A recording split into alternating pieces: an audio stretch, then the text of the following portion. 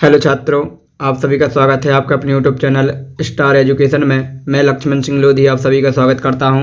आपके लिए फिर से कक्षा 11वीं विषय भौतिक शास्त्र की एक और वीडियो लेकर आया हूं। आज की वीडियो में हम बोर्ड परीक्षा 2019 के प्रश्न पत्र के बारे में डिस्कस करने वाले हैं। तो यह वीडियो आपके लिए बहुत ही हेल्पफुल होने वाला है, तो वीडियो को शुरू से लेकर अंत तक जरूर देखें, क्योंकि इस प्रश्न पत्र में से आपके कम से कम 3 या 4 प्रश्न 2021 में जरूर पूछे जाएंगे। तो आइए चलते हैं वीडियो की ओर और देखते हैं आज का हमारा वीडियो। तो आज की वीडियो में हम बोर्ड परीक्षा प्रश्न पत्र 2019 के बारे में डिस्कस करने वाले हैं। तो सबसे पहला प्रश्न है कि प्रत्येक प्रश्न में दिए गए विकल्पों में से सही विकल्प का चयन करके या चुन करके लिखिए। ठीक, तो पहला है कि सूर्य स्थिर है तथा पृथ्वी सूर्य के चारों ओर परिक्रमा करती है। इस अवधारणा का प्रतिपादन किया था, तो किसने किया था? कोपरनिकस ने। किसने? कोपरनिकस ने। ठीक, क्वेश्चन नंबर सेकंड देखते हैं। तो क्वेश्चन नंबर सेकंड है, लिखा है कि किसी गतिमान कण के लिए शून्य हो सकता है। क्या हो सकता है? शून्य विस्थापन। किसी गतिमान कण के लिए शून्य विस्थापन हो सकता है। ठीक, नेक्स्ट है कि विभिन्न द्रव्यमान की अनेक वस्तुएं समान ऊंचाई से एक साथ ऊर्ध्वाधर नीचे गिराई जाती हैं, उनके पृथ्वी पर टकराने के क्षण पर भिन्न भिन्न होगा। तो क्या होगा भिन्न भिन्न? इनमें संवेग क्या होगा? उनका भिन्न भिन्न होगा। ठीक, नेक्स्ट है कि पृथ्वी के अति समीप परिक्रमा करने वाले उपग्रह की कक्षीय चाल होती है, तो v = √gr। ठीक, इसके बाद नेक्स्ट है कि साधारण ताप पर प्रत्येक ठोस की मोलर विशिष्ट ऊष्मा तो कितनी होती है? तो मोलर विशिष्ट ऊष्मा होती है 2 कैलोरी प्रति मोल केल्विन। ठीक, फिर इसके बाद क्वेश्चन नंबर सेकंड में रिक्त स्थान पूछे गए हैं। ठीक, तो पहला है कि कोणीय संवेग का विमीय सूत्र। तो इसका विमीय सूत्र होता है T⁻⁻1। ठीक, कोणीय संवेग का। और नेक्स्ट है कि सदिश A वेक्टर बराबर 3i cap plus 4j cap का मापांक। तो इसे कैसे निकालते हैं? करणी में 3 का स्क्वायर हो जाएगा प्लस 4 का स्क्वायर। इसे हल करेंगे तो 5 निकल कर आएगा। कितना? 5 यहाँ पे लिखा हुआ है। ठीक, नेक्स्ट है कि ग्रह के चारों ओर वृत्तीय मार्ग में गति करते उपग्रह को अभिकेंद्री बल कहाँ से मिलता है? तो गुरुत्वाकर्षण बल से। कहाँ से मिलता है? गुरुत्वाकर्षण बल से। ठीक, तो इसके बाद दा नंबर का कि रबड़ स्टील की अपेक्षा खाली स्थान प्रत्यास्थ होती है, तो कम। क्या? रबर स्टील की अपेक्षा कम प्रत्यास्थ होती है। ठीक, नेक्स्ट है कि एक परमाणुविक गैस के अणुओं की स्वतंत्रता की कोटि खाली स्थान होती है, तो 3। कितनी होती है? 3। फिर इसके बाद क्वेश्चन नंबर 3 में सही जोड़ी दी हुई है। क्वेश्चन नंबर 3 में लिखा हुआ है कि स्तंभ आ के प्रत्येक कथन के लिए स्तंभ भाग में से उपयुक्त विकल्प चुनकर सही जोड़ी बनाएं। तो पहला है 1 इलेक्ट्रॉन वोल्ट। तो 1 इलेक्ट्रॉन वोल्ट का राइट आंसर हो जाएगा आपका ये वाला 1.6 × 10⁻⁻19 जूल। ठीक, 1.6 × 10⁻⁻19 जूल। फिर इसके बाद दूसरा है 1 किलोवाट घंटा। तो 1 किलोवाट घंटा का हो जाएगा आपका 5वां 3.6 × 10⁻6 जूल। फिर तीसरा है बल। तो बल का हो जाएगा तो बल कैसी राशि है? सदिश राशि। इसका सामने ही दिया हुआ है। ठीक, ये हो जाएगा इसका राइट आंसर। फिर है कार्य। तो कार्य का हो जाएगा आपका सेकंड नंबर का। कार्य कैसी राशि है? अदिश राशि है। ठीक, फिर इसके बाद 5वां है द्रव्यमान इंटू घूर्णन अक्ष से लंबवत दूरी का वर्ग जड़त्व घूर्णन। क्या हो जाएगा? जड़त्व होने वाला। इसका राइट हो जाएगा। ठीक,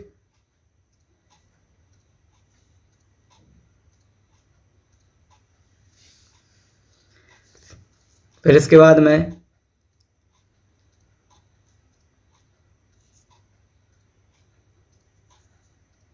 क्वेश्चन नंबर 4 में लिखा हुआ है कि प्रत्येक का एक वाक्य में उत्तर दीजिए। तो एक वाक्य में उत्तर देना है। तो पहला है कि यदि एक वस्तु वृत्तीय मार्ग पर समान समय में समान दूरी तय करती है तो वस्तु का वेग एक समान होगा या परिवर्ती? तो परिवर्ती होगा। कैसे होगा?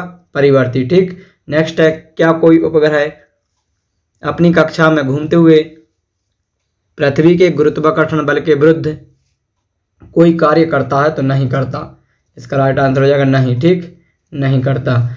फिर नेक्स्ट है कि बर्फ की गुप्त ऊष्मा कितनी होती है, तो 80 कैलोरी प्रति ग्राम, 80 कैलोरी प्रति ग्राम। नेक्स्ट है कि नियत आयतन पर गैस का ताप बढ़ाने पर उसके दाब पर क्या प्रभाव पड़ेगा, तो दाब बढ़ जाएगा, दाब क्या हो जाएगा, बढ़ जाएगा।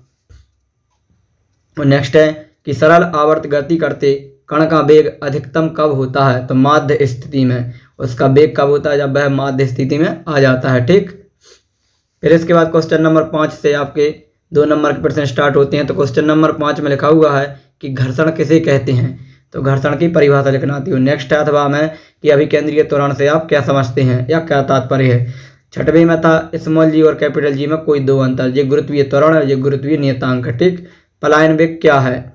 7 है कि ससंजक बल से आप क्या समझते हैं, अथवा था स्टोक का नियम लिखिए। ठीक, और क्वेश्चन नंबर 8 में पूछा था न्यूटन का शीतलन नियम, और अथवा में था प्रशीतक का क्या होता है, प्रशीतक क्या होता है। और क्वेश्चन नंबर 9 में एक न्यूमेरिकल आया था कि एक पिंड पर 40 न्यूटन का बल लग रहा है या बल लगाकर उसे बल की दिशा से 60 डिग्री के कोण बनाते हुए 20 मीटर तक विस्थापित किया जाता है, तो किए गए कार्य की गणना कीजिए। तो इसे मैं यहीं पर सॉल्व करके बता देता हूं आपको।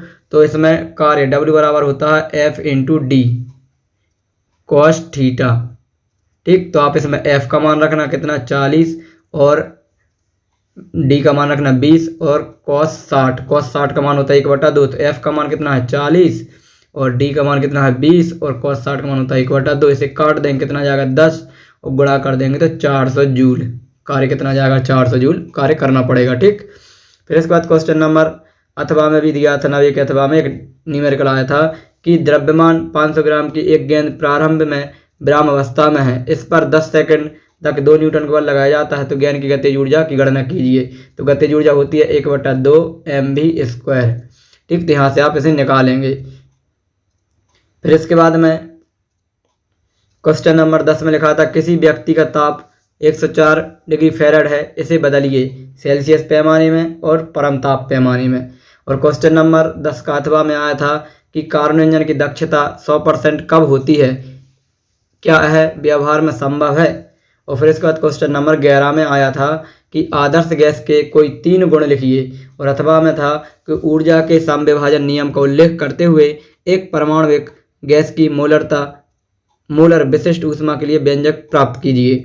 और क्वेश्चन नंबर 12 में आया था कि सरल आवर्त गति करते हुए किसी कण के वेग के लिए सूत्र व्युत्पन्न कीजिए। और अथवा में था कि सरल आवर्त गति करते हुए किसी कण का विस्थापन 4 सेंटीमीटर है तथा त्वरण π²/4 सेंटीमीटर प्रति सेकंड स्क्वायर है, तो कण का आवर्तकाल। तो इसको भी मैं यही सॉल्व करके बता देता हूँ। तो T बराबर होता है, यहाँ पर ये लिखा हुआ है ये फॉर्मूला, इस फॉर्मूले का यूज करेंगे।